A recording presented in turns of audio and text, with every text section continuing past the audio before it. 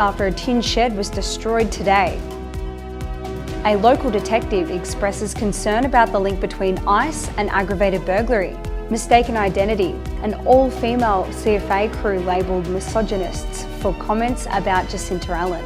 Koala crisis. Another koala killed as the destruction of habitat continues in and around Warrnambool. And in sport, tied at the top, the race for the top 3 in the Warrnambool District Football Netball League heats up.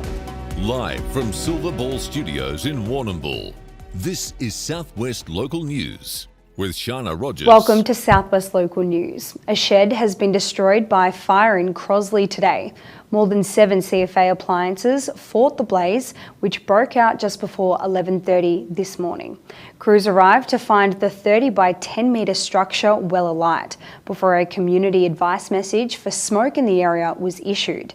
It took crews a number of hours to control the fire, the cause of which is still being investigated. Luckily, no one was injured as a result of the fire. A Warrnambool CRU detective believes the level of aggravated crimes in the region is the worst he has seen in more than 20 years of policing in the local area. Detective Senior Constable Richard Hughes ran the Warrnambool and Drug Squad between 2013 and 2015 and believes that when the ice epidemic hit Warrnambool just before 2013, the game changed. It comes as CRU detectives begin reopening unsolved cases related to aggravated burglary and assaults.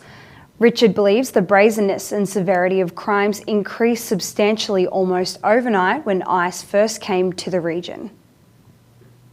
13 and 15. I remember when ICE hit here around just before 2013, and it was almost like it hit us overnight. And that's when the game changed, and that's where the level of crime changed. It just went up quite a few notches. The brazenness, with firearms being produced, the rules went out. There was in the moral code of you don't go and attack women or homes with kids in it, just went out the window. So the whole rule book changed between what crooks did then and what they do now. And definitely methamphetamine or ice, I believe, will have been the driver of this. An all-female CFA crew from Pura has fallen victim to mistaken identity after it was criticised for misogynistic messages to the Premier written on its tanker. The slogan written on the side of the truck raised speculation that those responsible for writing it were, in fact, male members of the brigade. According to crew member Carrie Miller, the women were surprised by the accusations and the fallout from the comments and have since renamed the tanker. The Princess Jacinta was unveiled over the weekend, and Carrie says it makes its maiden voyage to Melbourne on Wednesday. Yeah, well, we were sanctioned for our gendered use of language, and it was called misogynistic. I struggled to see how it could be misconstrued as misogyny because it's and still is an all-female crew tanker. It was an all-female crew that wrote what we wrote. We wrote that on the truck. Didn't pick up any attention until Werribee. It went crazy and we didn't even know. We didn't know until the following day, and they're calling it misogynistic, and they've got all these gender experts on there saying how it was sexist CFA members, and I'm like, hang on, it was just a bunch of women calling out another woman. So now we're here. In light of use of some language in public spaces, we have decided that we're going to rename the tanker to a more appropriate title. Yeah, the Princess Jacinta. A magistrate has described an animal cruelty case in Colac as the worst he has seen in his time in the job. Magistrate Franz Holzer handed down a 10-year ban to farmer Joseph Dare, labelling it as one of the worst examples of animal neglect and cruelty he has seen. He went on to say that the crime was a significant departure from the standards accepted.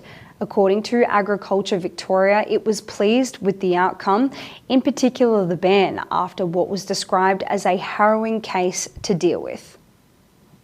Thousands of dollars were raised for the Neil Porter legacy at the annual Ray White Gala on Saturday night.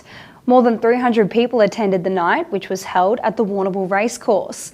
A luxury getaway to Egypt and the Middle East was the big ticket item in the raffle, which was made up of return flights and a 5-star luxury Middle East stopover package with a desert safari.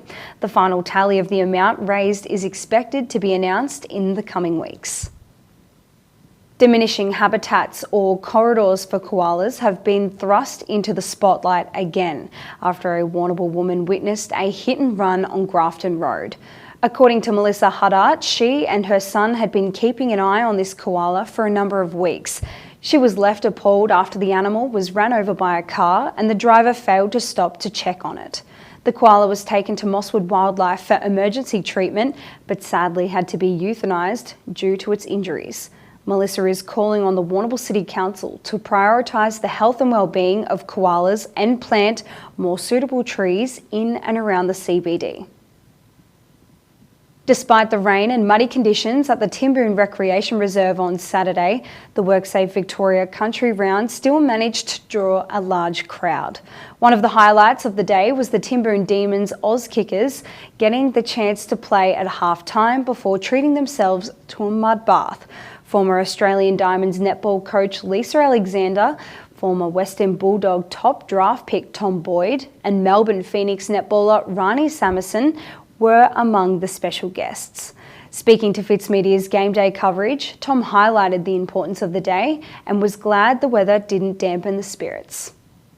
Great things about football in Australia is that no matter where you go, in any part of the country, suburban or otherwise, the clubs are the same. Yeah. And they just have such an enormous role to play in their communities, whether they be big or small, both by geography or demographic. And it's no different out here. And so for WorkSafe to engage effectively with regional communities, the only way to do it, frankly, is to do it through the country footy and netball, and to come basically here and remind people that, any incidents and any accidents and any issues in the workplace are too many. We want to see people coming to the footy and netball on the weekend. We want to see them having a great time. And we know that the rates of injury and fatality out in regional Victoria are far too much. And so to be able to do that through the work that we do, and to reinforce that not only the physical injuries are incredibly important, but equally the mental health ones that are causing so much of the burnout, the stress, the fatigue, and the issues that come as a subsequent issue to that is it's a big part of my role, and it's been one that I've done for the last 3 or 4 years and greatly enjoyed. Motorists around the Colac, Camperdown and Mortlake area are advised that 2 superload trucks will be travelling around the region over the next 24 hours. The trucks are carrying 2 transformers bound for Mortlake Terminal Station and will be arriving at their destination overnight tonight. According to the Moyne Shire Council, Conwarren Lane in Mortlake will be closed tonight and tomorrow, and again on Wednesday and Thursday. The trucks will be travelling on the wrong side of the road and operating at lower speeds. 9 community groups in Corangamite will share $100,000 from the Berrybank Wind Farm Grant Fund. Southwest Healthcare's Lismore campus, the Lismore Golf Club, along with the Mount Elephant Community Management Committee were among the successful recipients.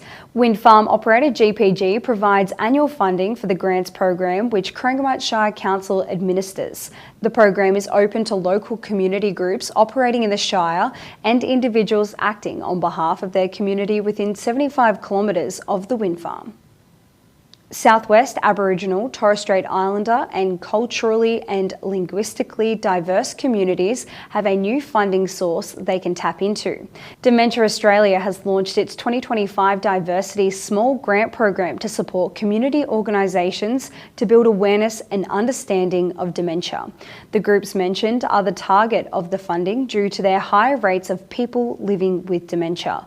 Groups can apply for up to $30,000, with successful groups also getting a complimentary dementia education session, as well as ongoing support and guidance from Dementia Australia. Applications close August the 13th. Finally, Game Management Authority is cracking down on illegal spotlighting in rural areas. Illegal spotlighting involves the use of spotlight or thermal imaging devices to shoot game animals at night. These actions not only put game animals at risk, but also livestock and native wildlife. Spotlighting can be legal, helping landowners to control pest animals on their property. Getting this permission can be done through the Game Management Authority. That wraps up general news, and after we take a break on Monday edition of Southwest Local News, we'll dive right into sport.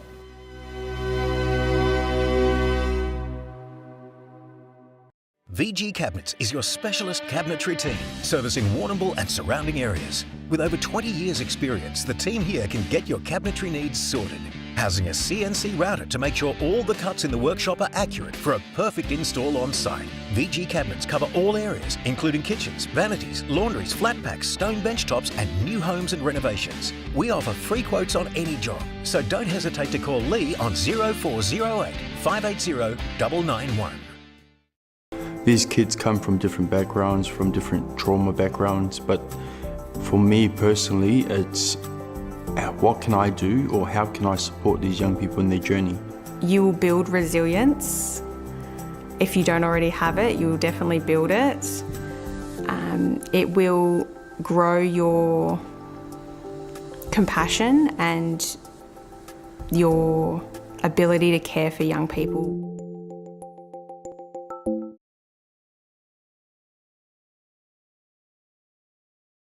B&B Furniture Plus now stock a range of adjustable beds. They have mobility aids to help you live your life to the fullest and lift chairs for the best in comfort. B&B Furniture Plus is locally owned at 203 Lava Street, Warrnambool. Pepper's Pizza is now open on Liebig Street, Warrnambool, with a fresh new menu. Pepper's has vegetarian, vegan and gluten-free options available, as well as options for new low-carb pizza bases. Pepper's is still serving up all the classics from pizza through to ribs, chicken wings and a variety of family favourite sides. From their busy commercial kitchen, Pepper's can cater for your next special event. With online ordering now available via their website, ordering couldn't be easier. Pepper's Pizza, open 7 days, 11:30am till late. Tonight's sport is proudly brought to you by Nutrient Ag Solutions, Warrnambool and Timboon. Getting the most out of your farm. Contact the team today. Welcome back. Let's take a look at sport now. First in Warrnambool District Football, Timboon Demons toughed out testing conditions to defeat Coolaroo at home on Saturday. Tom Hunt led the goals with 3, while Will Morehouse scored 1. For the Power, coach Sam Hewland and Fred Beasley were the only ones with majors. Speaking to Game Day, Timboon coach Andy Hargraves admitted it was an important win for the club, but it faces a tough road home. With us here is Andrew Hargraves. Hargy, obviously a really good win in tough conditions. What's your thoughts? Yeah, really shocking conditions for footy, to be honest. But I still thought both sides tried to play a dry style type of game there for the first couple of quarters. Like, everyone was taking their inboard kicks, trying to open the game up as much as we could. But then the rain sort of hit when we were inside at half time, and it was just a slog after half time. Yeah. And that was the message at 3/4 time, was it's territory now. Yep. Let's get it going forward off the ground, any means possible, lock it in. So to do that in the last quarter is pleasing. And young Morehouse to get the match-winning goal, you then played smart. You just, any opportunity you could get it was to go to the boundary line. Yeah, so that was, we probably wanted to put some match winners forward, like we put Ash forward. Yeah. Will was playing a wing role today, but he's a big, strong left footer, so threw him forward in the last and gave Lindquist the goals. For now, for defence, we're actually running into an open forward line to try and lock it in. Collegians will get beat today, so it'll put you in the 5th spot, so it's yours now. You've just got to keep it. Yeah, that's right. We know we've got to take a scalp now. Like, last week was really disappointing, could have really set us up. So now we've got to do it the hard way. In other senior football results, Allansford forward Robbie Hare booted 12 goals to help Allansford's 112-point victory over Old Collegians. The Cats' win has squared the ledger with Merivale, who still hold top spot on the ladder by percentage. A big win to Noranda against South Rovers has provided them with a handy percentage boost, closing the gap on Russell's Creek, who sit in 3rd. The race to 5th spot on the ladder still remains in the balance, with Timboon Demons, Old Collegians and Coolaroo still with live chances. It was a similar story over at the netball court, with Timboon Demons defeating the Power by 8 goals. Trying conditions made it a close first quarter, both sides with 13 goals at the first change. The Demons shot away in the second term, but Coolaroo fought hard in the third to get within 11 goals at the final change. Laura Roslin led the goals for Timboon Demons with 44, earning her the WorkSafe Best on Court medal. Just a quick presentation. We have the best player as deemed on court, the best team player. They win a $100 Melbourne Vixens merchandise voucher thanks to WorkSafe and Netball Victoria. And the winner from Timboon, goal shooter Laura Roslin. A massive congrats here to Laura Roslin. She had 37 goals by three-quarter time. And in the 150th game. Hits it in a milestone game, which is just fantastic. Hang on, get out of the way with phone. In other netball results, Naranda continues its domination of the competition with a 41-goal win over South Rovers. Maryvale was too strong for Russells Creek, while Allensford remains on track to finish in the top 3 after a strong victory against Old Collegians. Dennington sits in 4th spot with a 34-goal win over Panmure, while Timboon Demons round out the 5. Finally, in motorsport, Warrnambool racer Taylor Ralph has finished 11th in the 4th round of the FIM Women's Circuit Racing World Championship in Hungary. It was a mixed weekend for the local motorbike racer, crashing out of the first race on Saturday night after earning 11th place on the Superpole. Ralph finished 2nd in the warm-up event in wet conditions, but unfortunately couldn't make up lost ground in the final race. There are 2 races remaining for the 2025 season. That's all in sport. It was a cloudy day around the region today with Warrnambool reaching 14 degrees. When we return, I'll have the full 3-day forecast.